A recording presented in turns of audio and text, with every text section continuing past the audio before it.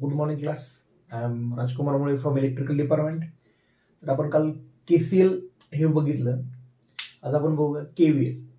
म्हणजे जर 8 मार्कचा क्वेश्चन आला, find current using Kirchhoff's law, तर तुम्हाला KVL और KCL दोन्ही सॉल्व्ह करून देतो. किंवा थेरी क्वेश्चन आला व्हॉट इज KVL KCL ते होऊन जाईल सगळं. या आजच्या लेक्चरमध्ये 8 मार्क फिक्स होतील. न्यूमेरिकल येऊ और थेरी येऊ. चला, what is KVL? Long form काय KVLचा? Kirchhoff's voltage law. म्हणजे काय? तो करंट मध्ये होता, हा काहीतरी व्होल्टेज मध्ये होईल. तर KVL म्हणजे काय? जसं आपण तिथं बघितलं incoming current is equal to outgoing current, तसं याचा KVL म्हणजे काय? सपोज हे एक नेटवर्क दिलेलं आहे, तर याचं नेटवर्क बरोबर काय असतं? What is KVL? Summation of EMF plus summation of voltage drop is equal to 0.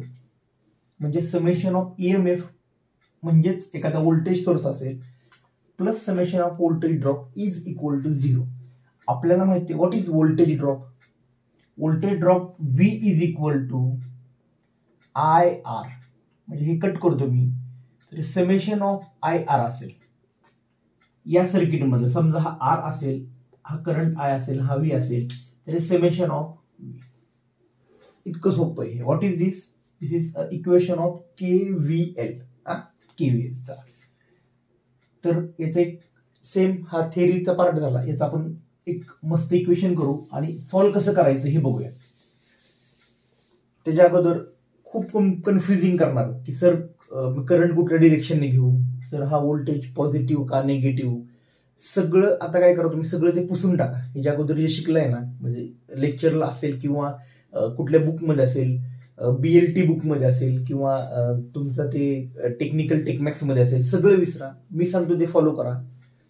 पुन्हा सांगतो, हा टॉपिक मला आवडतो DC सर्किट, कारण चुकण्याचा चान्स 0%.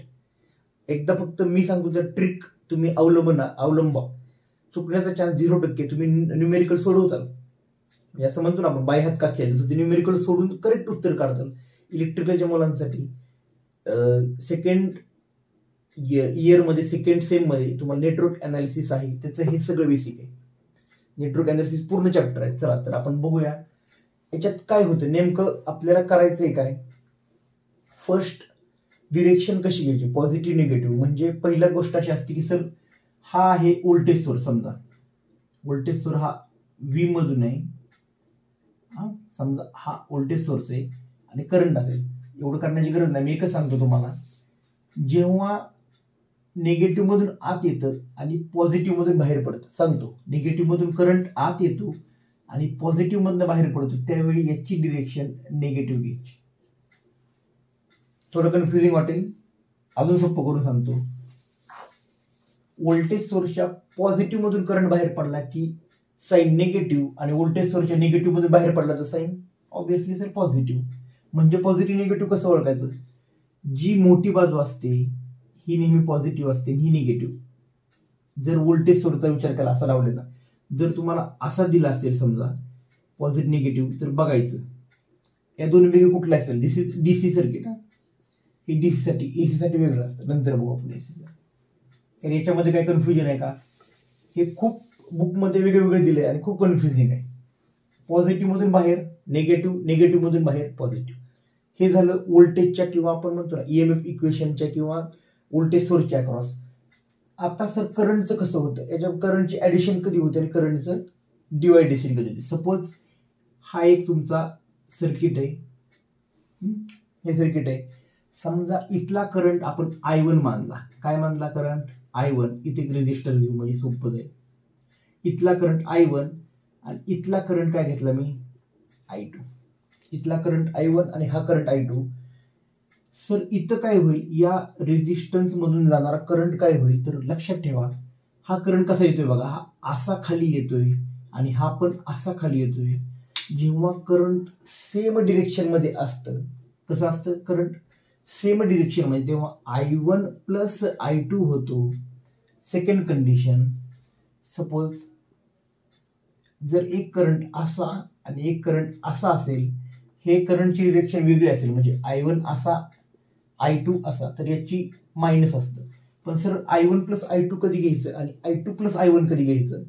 जेव्हा या वन सर्किटचा विचार करतो मी, जेव्हा कुठल्या या सर्किटचा विचार करतो, इथं लिहिताना I1 प्लस I2 किंवा इथे लिहिताना I2 प्लस I1, समेशनला प्रॉब्लेम नाही होत, प्रॉब्लेम होतो निगेटिव्ह मध्ये. आता हे कसं एकमेकांच्या अपोजिट आहे. हे सर्किट आहे बघा. इथं कसं लिहाल, म्हणजे एक मित्र असतो, मी नेहमी उदाहरण सांगतो, एक मित्र असतो ज्याच्या ग्रुपमध्ये असतो त्याला म्हणतो तू भारी, दुसरा वेळ आहे. इथं काम करत असताना हा म्हणतो सर हा I1 मोठा I2 बारीक, इथं काम करताना I2 मोठा I1 बारीक. हे 1 2 हे 3 4 हा कन्सेप्ट कळाले, KVL बाई हात का खेळ बघून घ्या, काय प्रॉब्लेम आहे याच्यामध्ये. करंट दोन्ही सारखे तेव्हा ऍडिशन, करंट दोन्ही अपोजिट तेव्हा वजाबाकी, पॉझिटिव्ह मधून बाहेर निगेटिव्ह, निगेटिव्ह मधून बाहेर पॉझिटिव्ह, संपला विषय. ही तर KVL तुम्हाला सुटणार होता. हे कळालं असेल. आपण एक सर्किट बघूया. चला,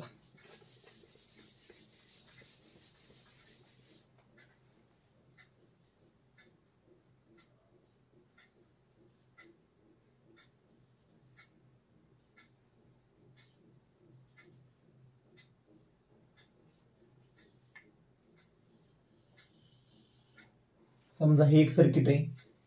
इथं positive negative R1 R2 R3 R4 R5 आणि हे सपोज पॉझिटिव्ह निगेटिव्ह E2 आणि हे E1.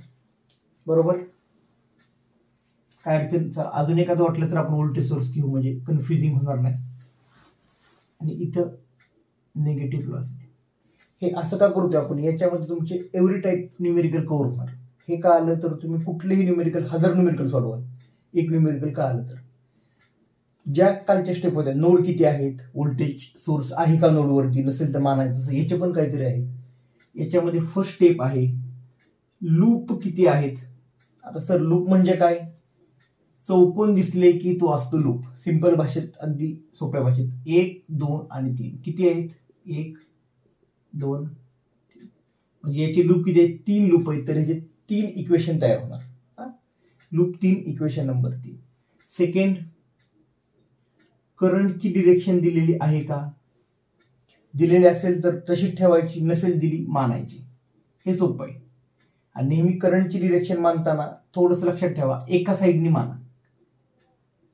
एका साईडनी मानाल तर ते खूप इझी जाईल. हे I1, हा करंट I2 आणि हा करंट I3. काय कन्फ्युजन इथपर्यंत नाही. आता करा, इथपर्यंत काय आलं, किती आहेत लूप, सर हे 1 2 3 आहेत. करंटची डिरेक्शन दिली का, नाही दिली, मानायची, संपला विषय. एवढंच याच्यामध्ये. काय करू आता आपण, apply KVL at loop number 1, म्हणजे हा लूप नंबर 1 होणार. समजा इथं KVL अप्लाय करूया. काय अप्लाय करायचंय, किर्चॉफ्स व्होल्टेज लॉ. मागाशी ठरलेलं आठवा तुम्ही. काय करायचं, कुठून तरी एका कोपऱ्यातून चालू करा. या कोपऱ्यातून चालू करू आपण. बरोबर. आता बघा या कोपऱ्यातून करंट कसा येतोय, असं चाललाय.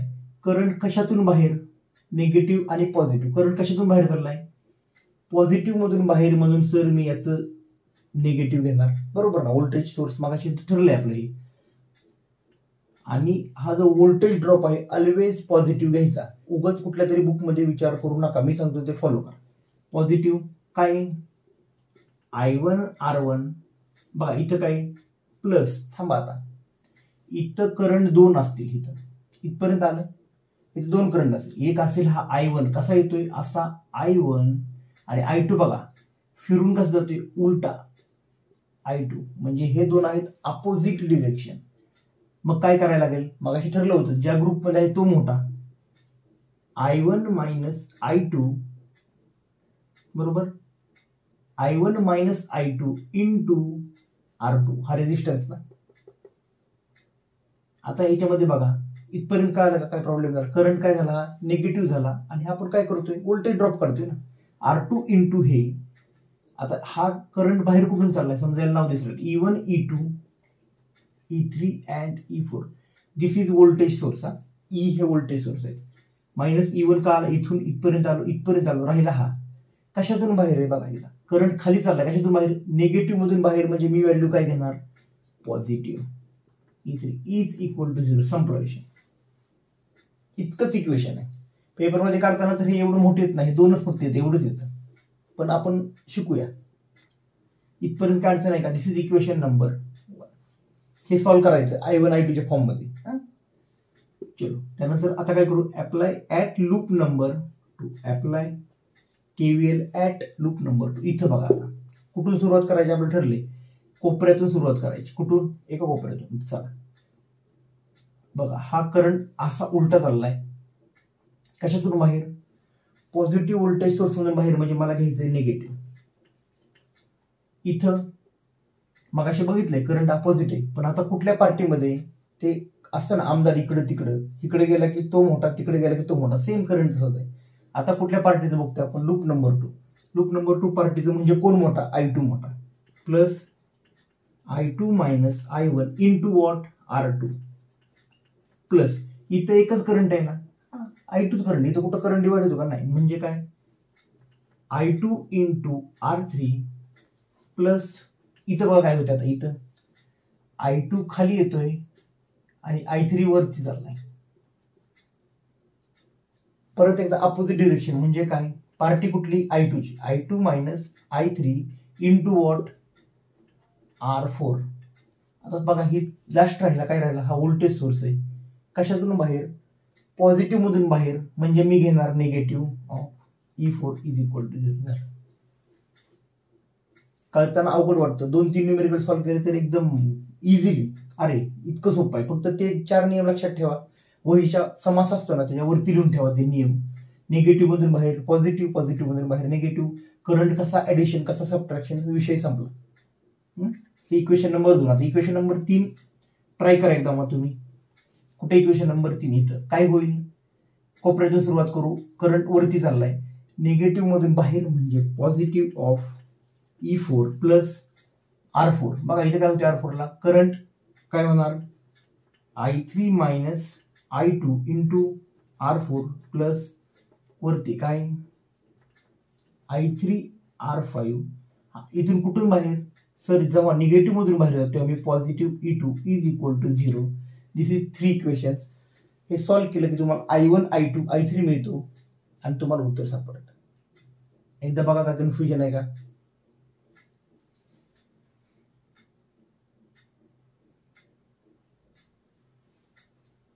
नसेल कन्फ्युजन, चला आपण एक पटकन न्यूमेरिकल घेऊया. कालचंच न्यूमेरिकल होतं.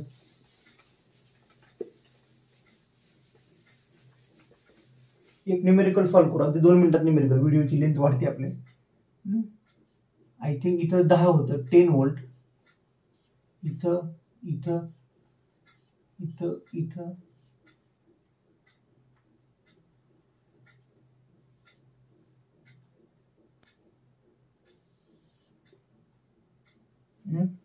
एकदम 1 मिनिट.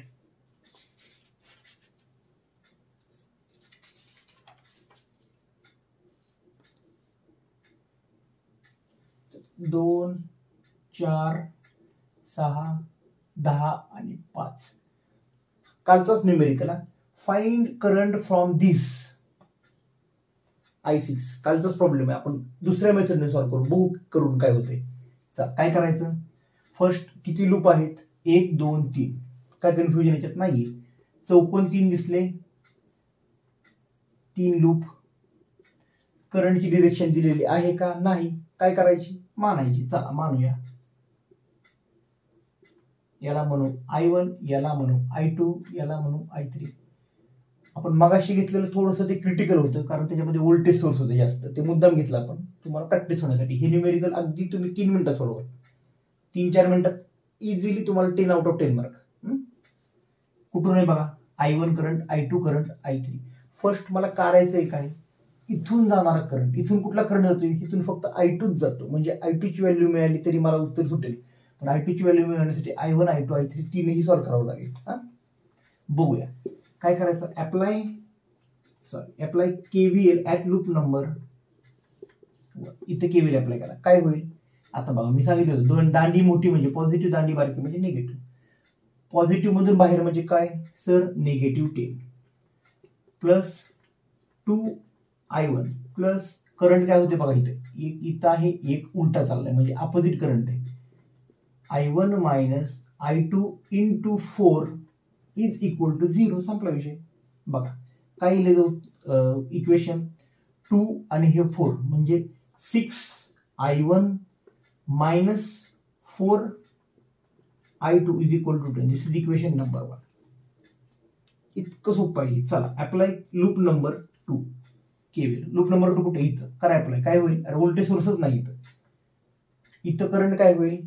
हा एक अपोजिट आहे. हा I1 आहे, हा I2 आहे. करंट अपोजिट चालले म्हणजे काहीतरी निगेटिव्ह होणार. पण कुठल्या पार्टीत आहेत? आपण या पार्टीत आहे म्हणजे I2 मोठा. I2 minus I1 into what 4 plus 6I2 plus इथं पण काय बघा, एक करंट असा, एक करंट असा. पण पार्टी कुठली मोठी? आपण आता कुठल्या पार्टीत आहे? I2 minus I3 into 10 is equal to 0. करा solve. 4I2 minus 4I1 plus 6I2 plus 10I2 minus 10I3 is equal to 0. बघा करा सॉल्व. I1 घ्या इकडे सगळे. एकच I1 दिसतोय मला वाटतं. मायनस 4I1 प्लस I2 किती? 4 6 4 10 10 10 20 20I2 minus 10I3 is equal to 0. This is equation number 2. चला इक्वेशन नंबर 3 बघू आता. Apply KVL. Apply KVL at equation number 3. बघा इथं 3 अप्लाय. इथं लिहायचं राहिलं का? 5 volt positive. Apply KVL in loop number 3. काय लूप नंबर 3? कोपऱ्यातून सुरुवात केली इथून. हा 10. करंट वेगळा आहे पण पार्टी कुठली आता मोठी? I3 minus I2 into 10 plus 10I3 कुठून बाहेर? सर निगेटिव्ह मधून बाहेर. मी घेणार पॉझिटिव्ह 5 बरोबर 0. काय येते बघा? 10I3 10 अधिक 10 20 म्हणजे minus 10I2 plus 20I3 is equal to minus of 5. याला असं म्हणू शकतो का मी? 10I2 minus 20I3 is equal to 5. This is equation number 3. आता अननोन 3 आहेत. अननोन किती आहेत? I1 I2 I3. कॅल्शियम मध्ये जा, मोड मध्ये जा. मोड मध्ये बघा इक्वेशन म्हणजे 3 अननोन असं 3 मॅट्रिक्स येतील. 3x3 चा मॅट्रिक्स येईल असा. I1 म्हणजे तिथं ABC असं येतं आणि D म्हणजे हे पुढचं. आता मला सांगा इथं I1 ची व्हॅल्यू 6, I2 ची मायनस 4 मायनस येईल मायनस 4. I3 ची व्हॅल्यू 0 म्हणून C ची व्हॅल्यू इथं 0 येणार पहिल्यात आणि D ची व्हॅल्यू 10. सेकंड मध्ये बघा मायनस 4 20 मायनस 10 D ची व्हॅल्यू 0. पुन्हा हे असं झाल्यावरती तुमच्या कॅल्शियम मध्ये काढा. येणार उत्तर तुम्हाला I2 उत्तर पाहिजे का? तर मला इथून जाणार करंट पाहिजे. I2 उत्तर हे मी सॉल्व्ह केलेलं आहे. याचं उत्तर येतं